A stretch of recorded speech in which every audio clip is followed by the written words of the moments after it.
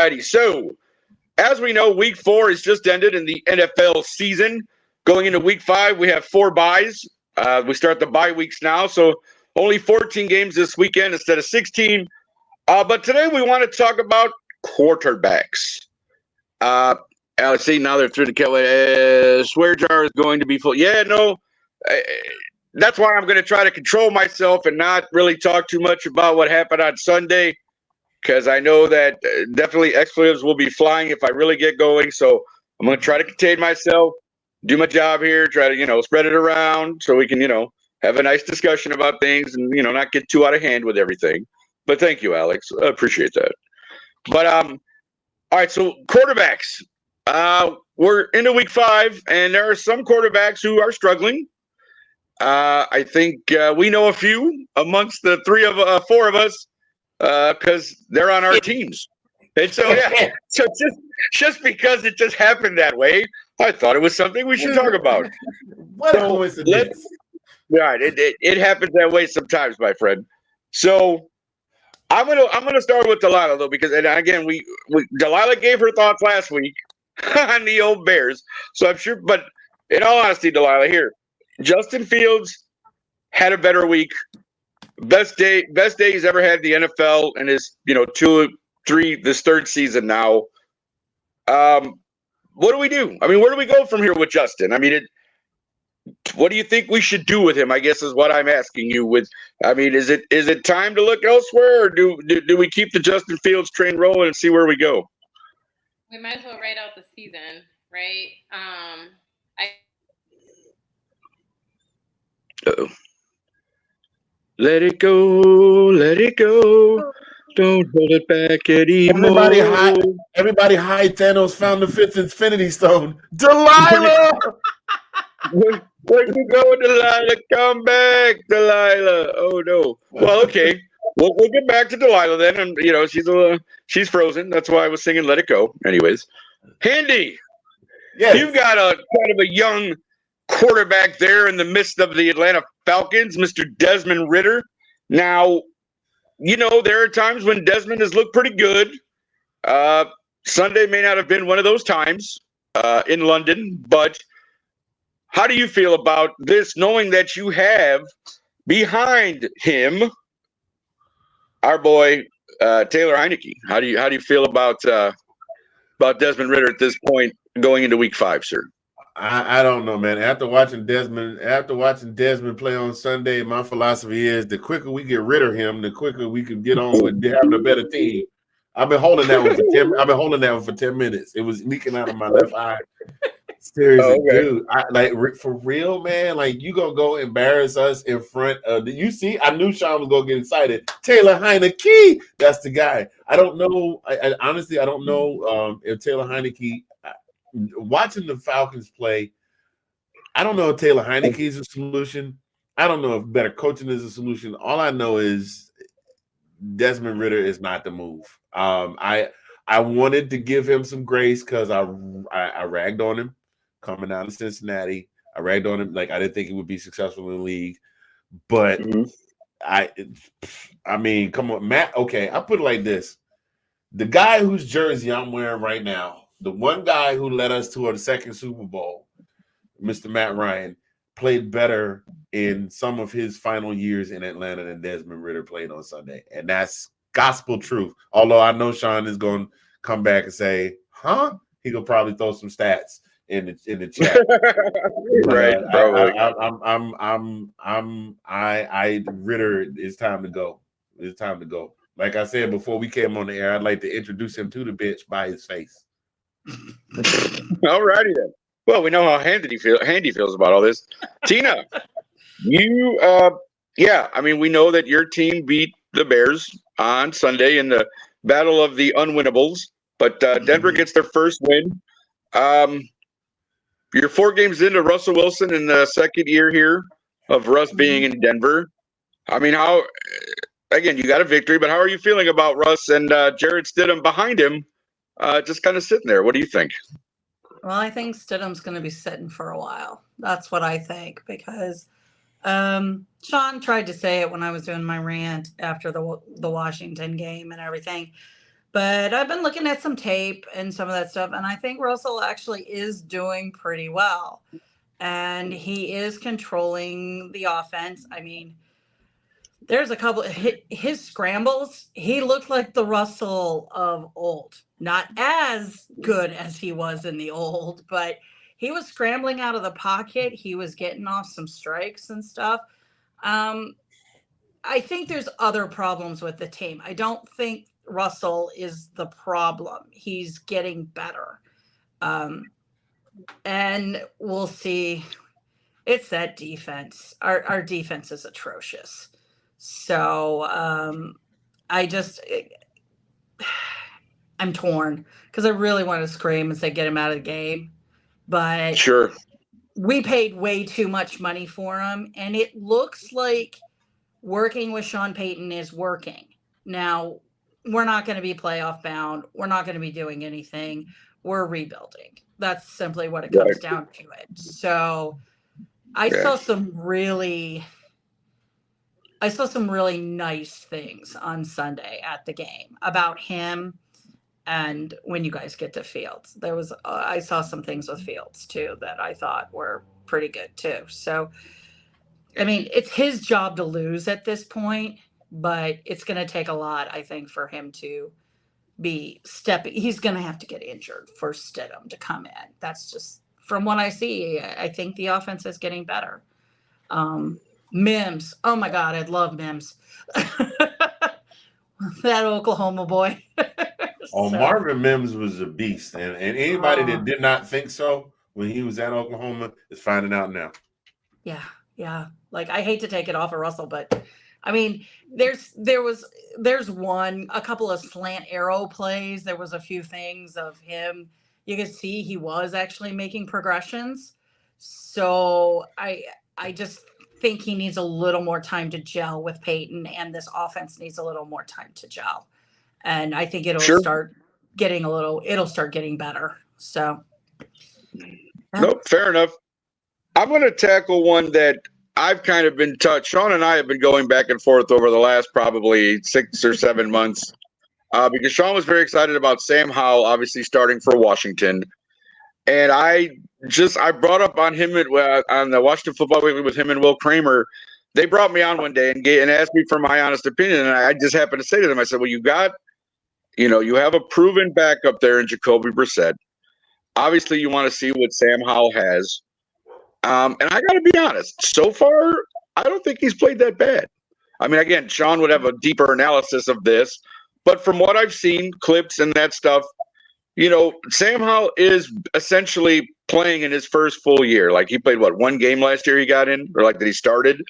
So, I mean, I don't think it's time to blow up the Sam Howell thing or give, again, it's early on. He's, had 5 starts now. So, so far so good. And again, he's playing our Bears defense on Thursday.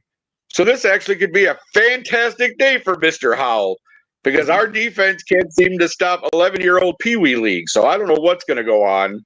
But I definitely think that Sam Howell definitely has showed flashes of what he can do and his ability. And I just think, Washington, and we're going to talk a little bit about coaches later. He's got Ron Rivera there. So it's a little bit of a tenuous situation, but I think they'll be okay with Sam Howell, and I think you just got to give the kid time to really develop his game. I think Washington could definitely have something there with him. So we'll go with that. So let's keep it going, and I do for those of you who may not understand what's kind of happening. Delilah mentioned that Delilah was running the show for us from her laptop. But apparently in her neighborhood, there was a blackout. So she lost Paul. So we're here doing this on our own. I apologize. I don't have the controls right now because, like I said, Delilah was running everything. So we're going to keep this topic going because I do have a few more quarterbacks I'm going to throw out for you guys. Let's keep it out.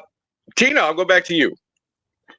We saw what Zach Wilson did on Sunday, right?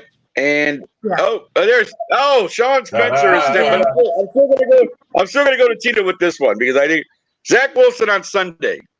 he kind of showed something. They're playing the Chiefs. Everybody assumed that they were going to cream the Jets, right? Like this was going to be a no-brainer. This was going to be a blowout. Even and again, you'll find out later. It was like the Jets were a 9.5 point underdog, and I took Kansas City with the 9.5 points. Boy, was I wrong. But Tina, what do we think about Zach Wilson here? Is this something to build on with Zach, or do you consider, Tim Boyle since Aaron Rodgers is not available? Tim Boyle is the backup. So I mean, what do we have here with Zach Wilson and the Jets? What do you think? Well, he's not getting benched because they don't have any other option.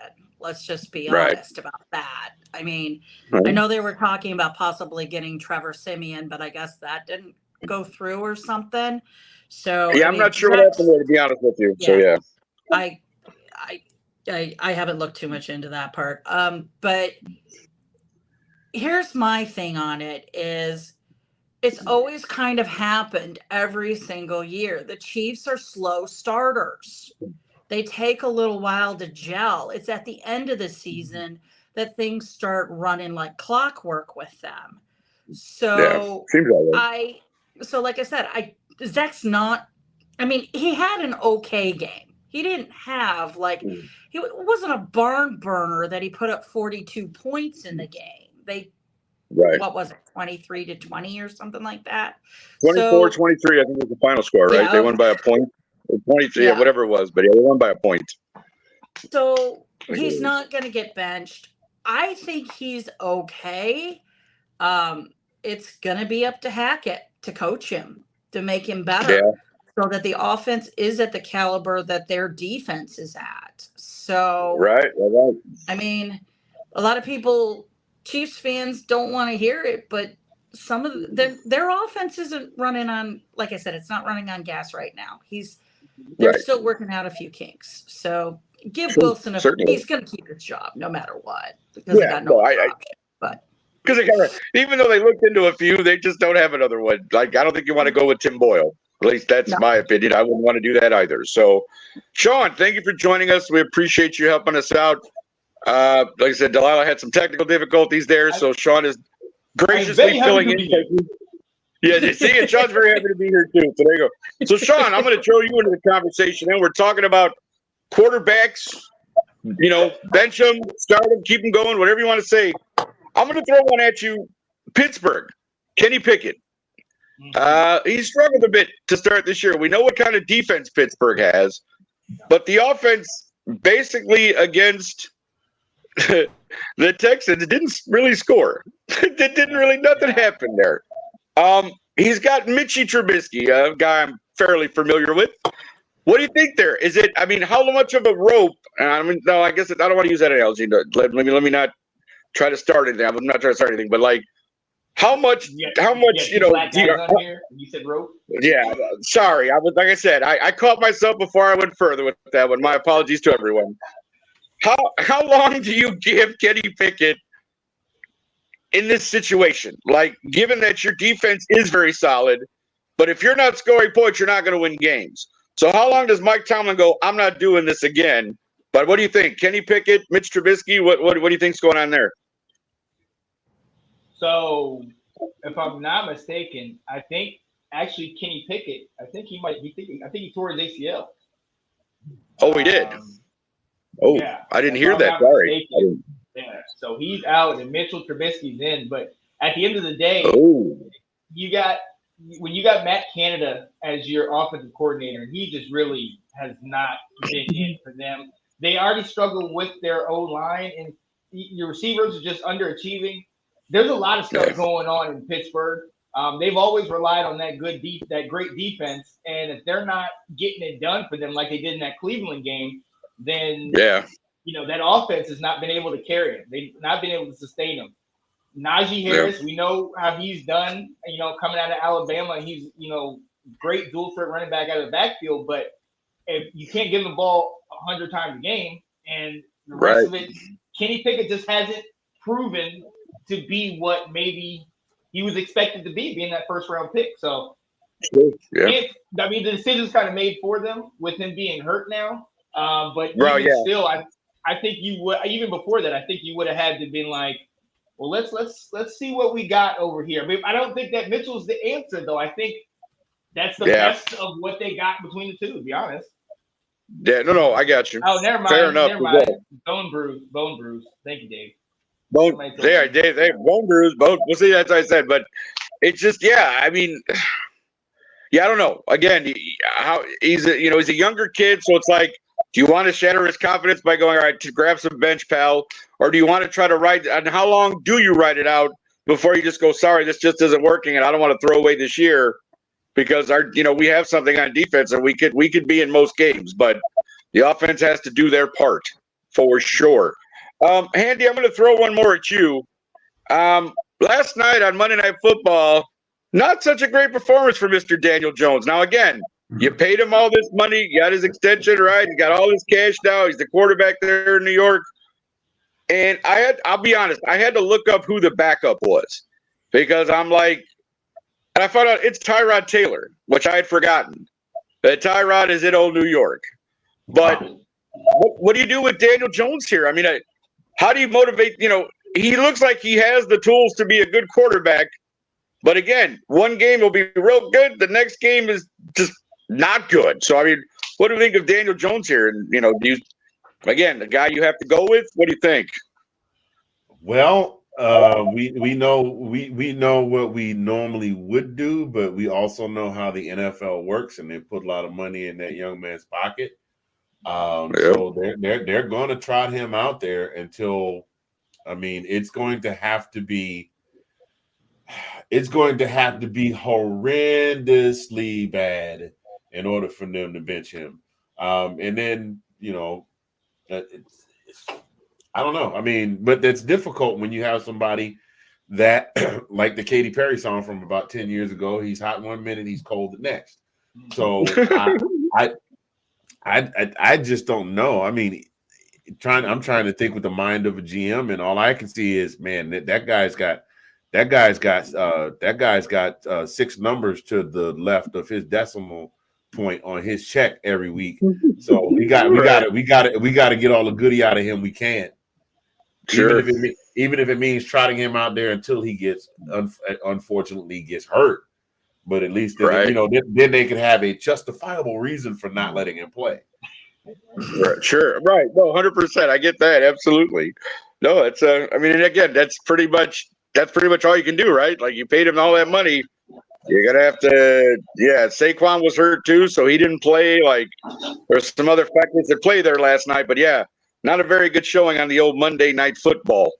No. I'm going to talk briefly about another one because this is just very disappointing because I always had hope for this guy, and he's played really well when he's been healthy.